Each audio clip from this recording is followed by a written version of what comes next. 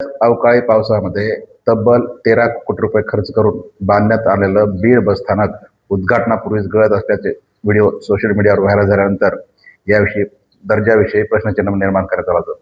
मात्र त्या ठिकाणचा अनागोंदी कारभार किंवा अनियमितता संपायला तयार नाही.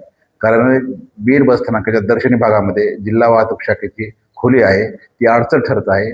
मग त्या ठिकाणी सुनियोजित आराखडा होता का नव्हता हा खरा प्रश्न आहे. दुसरी गोष्ट, बीड बसस्थानकाचं काम सुरू होण्यापूर्वी कंत्राटदारानं एक वेगळं स्वतंत्र मीटर घेतलं होतं. ते झाडाला उघड्यावर आहे.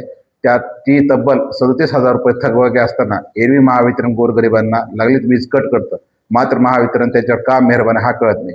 तिसरी गोष्ट, अनुजा दुसाने ज्या विभाग नियंत्रक आहेत त्या प्रसारमाध्यमांना की या ठिकाणी नियमित पिण्याचे पाणी असेल, शौचालय असेल, पंखे असेल, सर्व सुविधा प्रवाशांना आहेत असं लेखी देत असताना प्रत्यक्ष पाहिलं तर त्या ठिकाणचं आरो फिल्टर हे शोभेची वस्तू बनलेलं आहे. त्या ठिकाणचं सशुल्क शौचालय जे आहे ते प्रवाशांसाठी मानसिक कुचंबना ठरत आहे.